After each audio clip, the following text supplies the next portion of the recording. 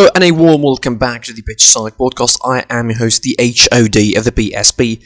Always like, share, comment on the YouTube version, subscribe to the YouTube channel, enable notifications to receive all the updates from the match recaps and all the sorts of the content on the channel, including this podcast, of course, which you can listen to on Spotify, Google Podcasts, or any other platform.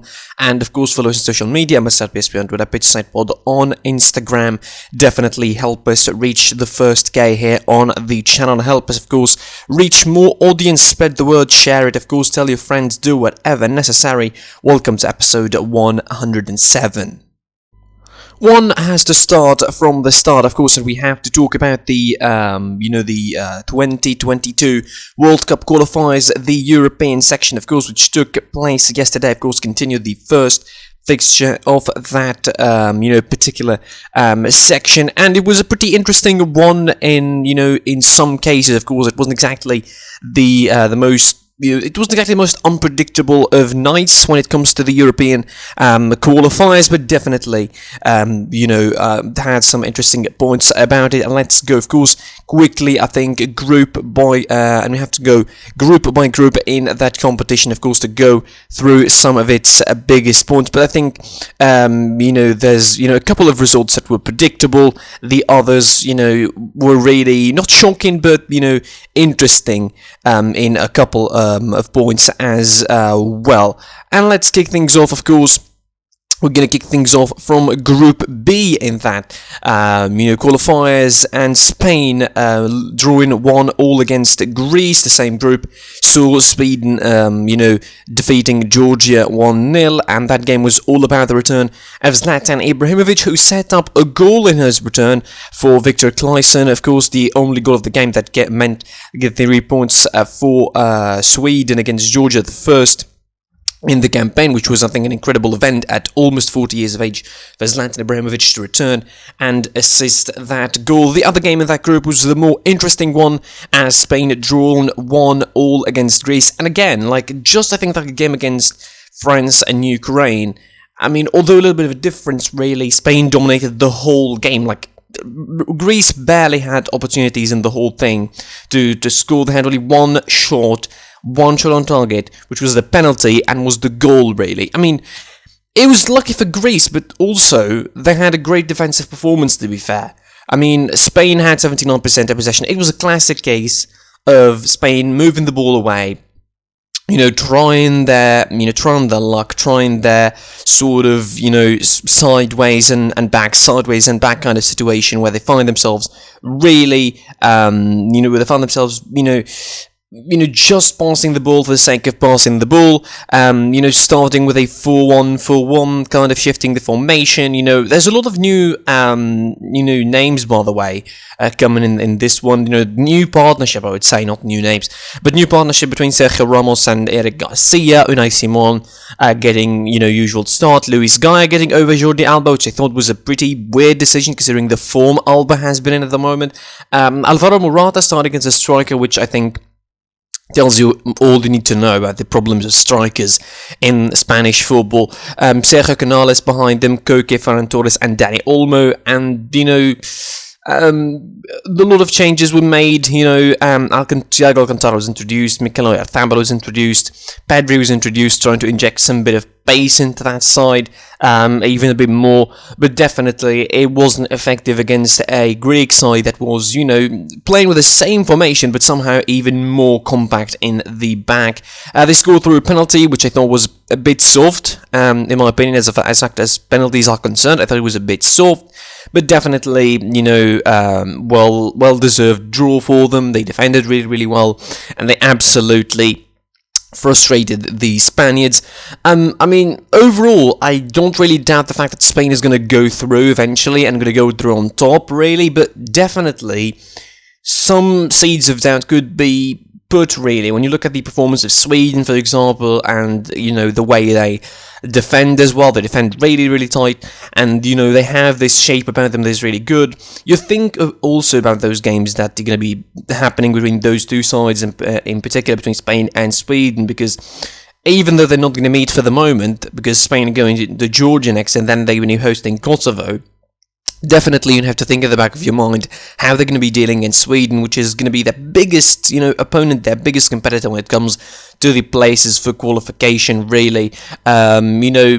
These kind of results, again, not exactly worrying for Spain, but also you have to think that they would put some seeds of doubt into the minds of the Spanish players, who could really start thinking about how they're going to perform. Is this style working? Is Luis Enrique working? And obviously the fact that they won 6-0 against Germany in the last international outing might be really, setting some sort of mindset that we can really be this sort of dominant team and we will not lose again. But definitely it doesn't work against any side, and if you watch the World Cup 2018 and the way they were eliminated against Russia, you will understand that possession doesn't exactly mean everything in football, and this was another game where Spain were reminded of that in a quite stark way, that possession does not always do the trick in the world of football. So this is the first game, draw of course, that sets them second alongside Greece in that group. Sweden are top with 3 points. Kosovo and Georgia, of course, with Georgia playing, Kosovo are yet to play their first game,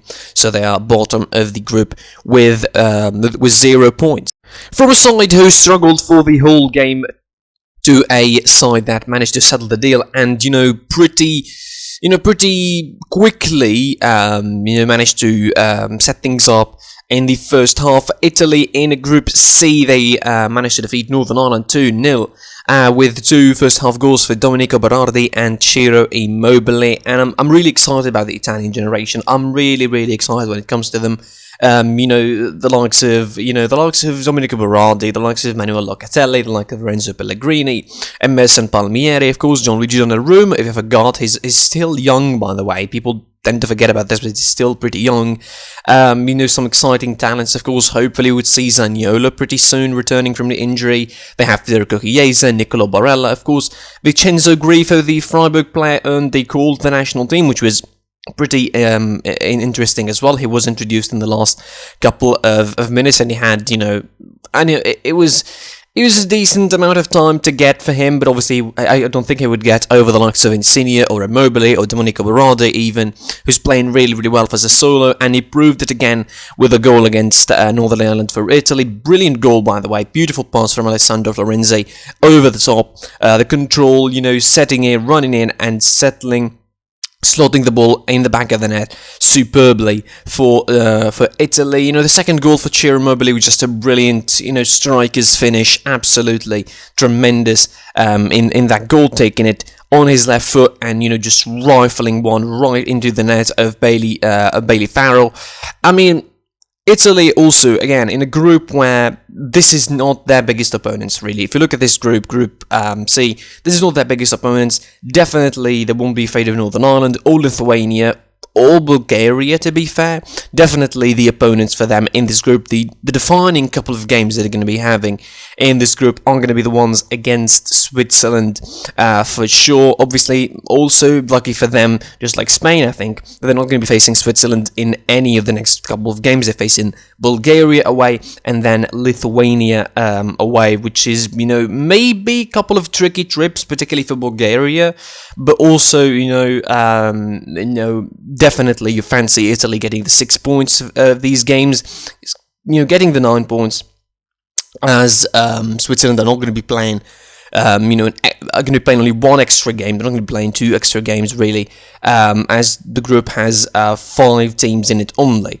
But again, I'm really, really excited for this generation. I really fancy them not to win the Euros, but I think fancy them to go deep into the Euros might be a pretty good suggestion. You could see Italy doing really well in that Euros, in 2021. The group they have, I think, is pretty, it's pretty possible, I would say. They could go through, quite frankly, from that. And this group from the World Cup, again, the biggest, opponent they're going to have is going to be Switzerland. The couple of games they're going to have against Switzerland are going to be defining of how this group is going to be shaping, who's going to go through straight away at the top of the group, or who's going to be going through the playoff system to then try and reach the World Cup from that point on, of course.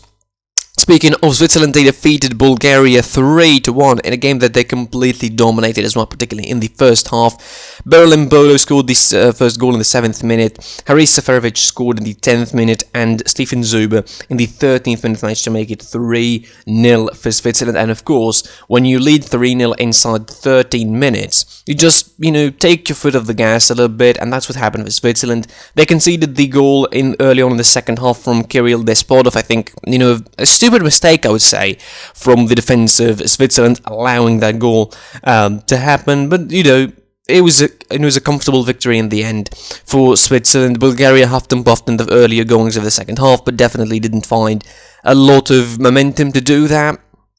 Switzerland got the important victory, 3 points to kickstart the campaign. They go on top of the group, of course.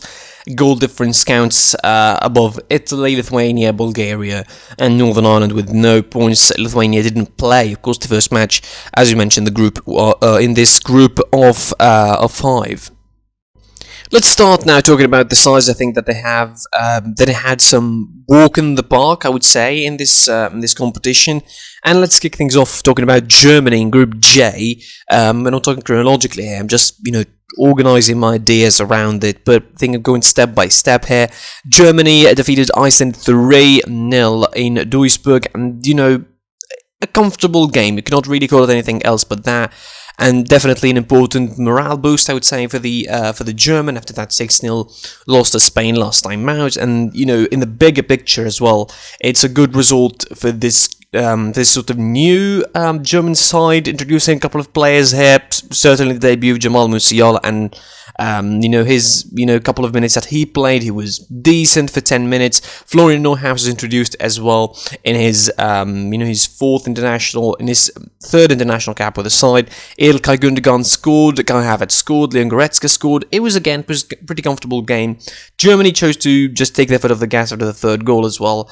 And Iceland didn't look like damaging them in any point of this game. They didn't even create a lot of opportunities to talk about them, really. I mean, they had a couple of chances in the first half, but that was really it when it comes to Iceland. The possession, the amount of shots, the amount of opportunities, it was too comfortable, really, for Germany. Again, with this squad, and for Joachim Löw, it's important to get this kind of victories because it sets the tone, really. And I'm not really worrying about Germany at all. I think, in fact, it's going to be a question of whether they're going to be finishing with 30 points eventually from this group. But it's all about the momentum, it's all about the morale heading into the Euros, because clearly Joachim Löw, it's his last shot of glory as fact as the Euros. Maybe he would take these kind of games as preparatory and see how the lineup works, see how the squad works, and definitely return of Kimmich was important. I mean, it was amazing, really. That's the difference, I think,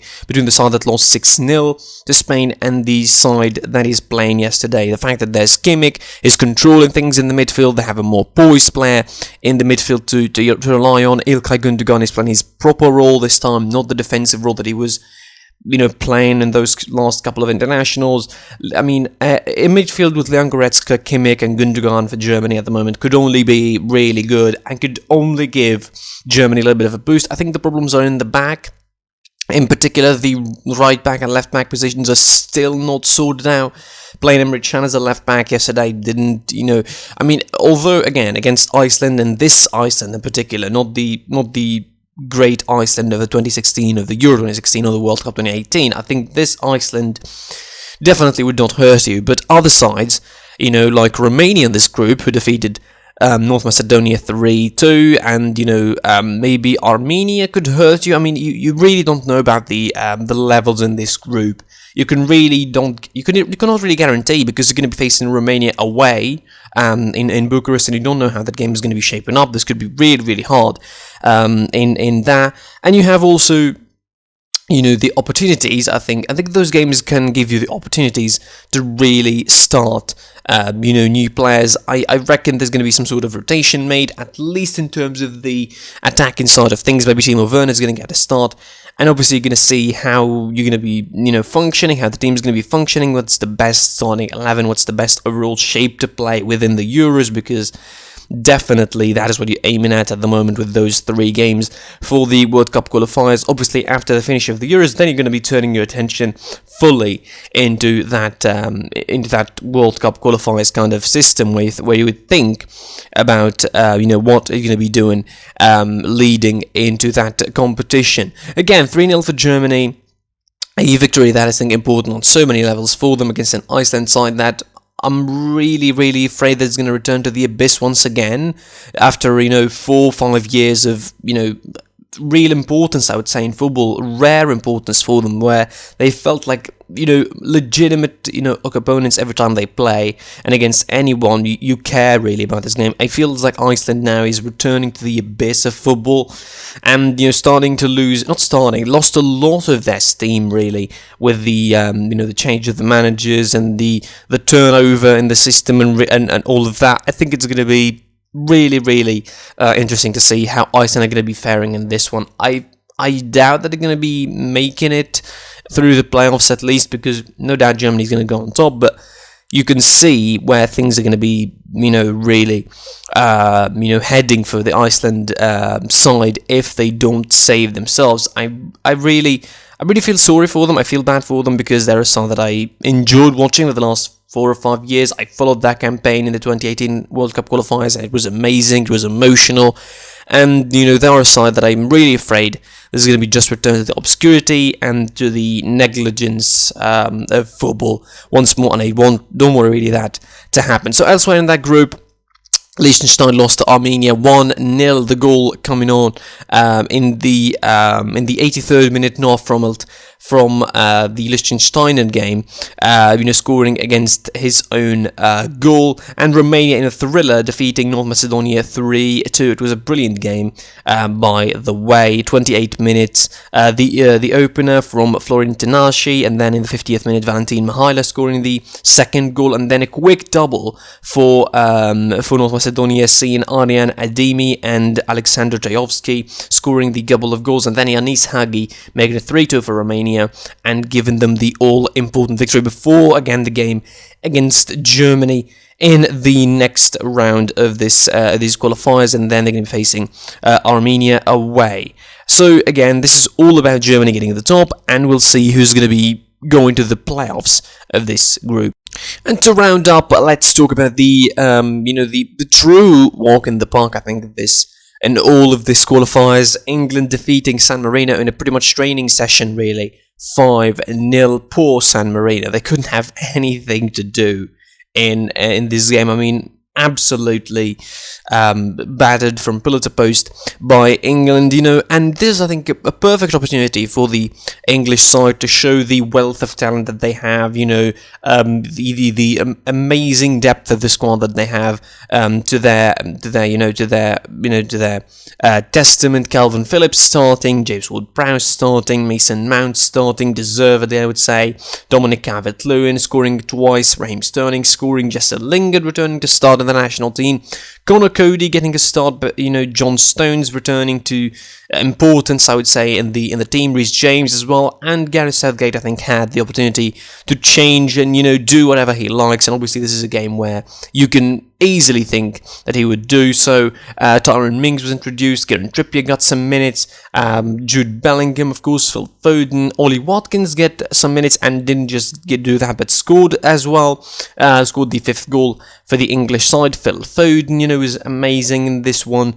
It was all in all, it was a brilliant performance from England, and I think expectedly so against the side that is, ranked the lowest in the world, but definitely an opportunity like that, when it comes, you really need to take it, and, England really took it, and they've shown that they have a lot of great youngsters into the side, and, Gareth Southgate is having a problem on his hand, the good kind of problems, I would say, in trying to pick out who of those youngsters are going to be featuring in the Euro 2020 squad, and if Jack Grealish makes a return before the end of the season, he might be in contention, because overall, before the injuries, I think he was one of the best players in the Premier League and definitely deserves a call-up for the English squad for the 2021 Euros. I think overall this is a game that is going to be really inconsequential overall. Nobody's going to care really that that England defeated San Marino 5, because they're going to be looking at the opponent and saying, but this is the least ranked opponent in the world, nobody really cares about them or whatsoever.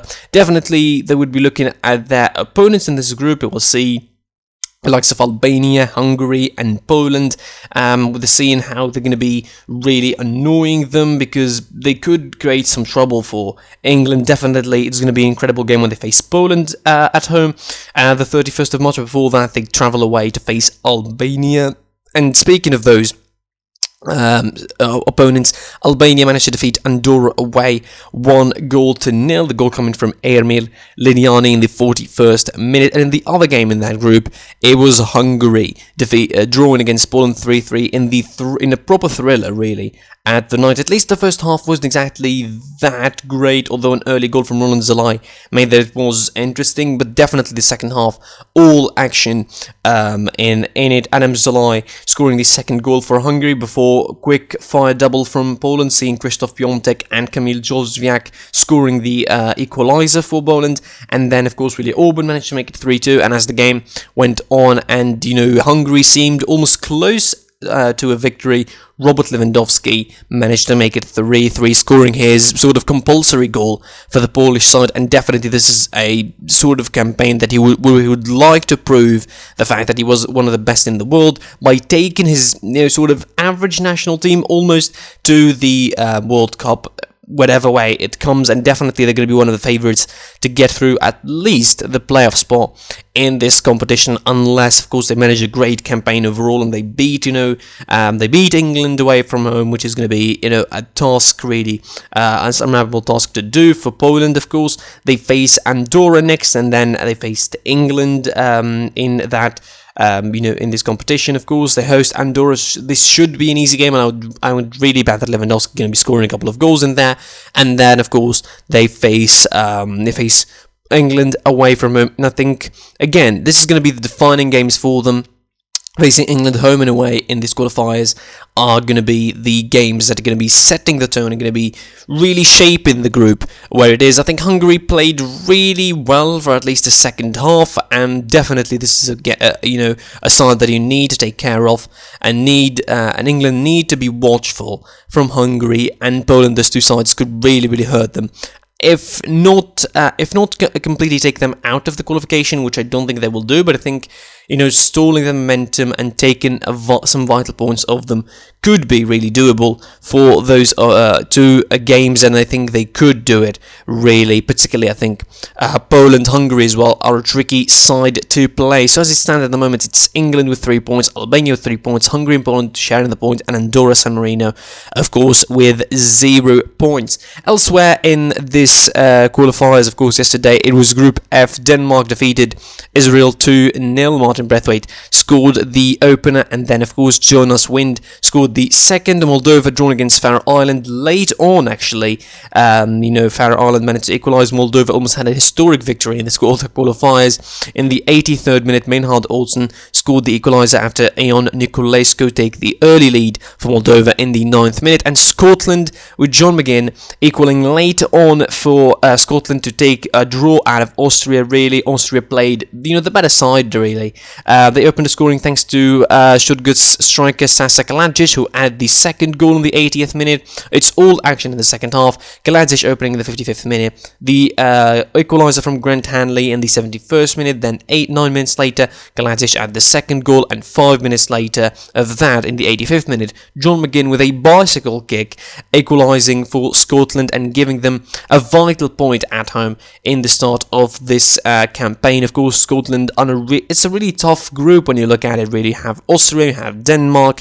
Israel could be really a tricky opponent for them as well. So it's going to be a tough job for Austria and for Scotland in this competition. Scotland face Israel away from home, and then of course they host Faroe Island at home, while Austria face Faroe Island and then host Denmark. That's it from me. I really just wanted to recap what happened yesterday in the qualifiers. I didn't really think that there's a lot to talk about, but definitely tomorrow, the Saturday episode, we're going to be trying and tapping into the new fair play rules, or the suggestion of the fair play rules, and we'll see how things are going to be panning out. Thanks for watching / listening. I was your boy, the HD of the PSP. Like, share, comment on this video, subscribe to the YouTube channel, enable notifications to receive all the updates from all the content on the channel, including this podcast. Listen to that on Spotify, Google Podcast, or any other platform, and follow us on social media site PSP on Pod on Instagram. And until next time, I'll be seeing you soon. Goodbye.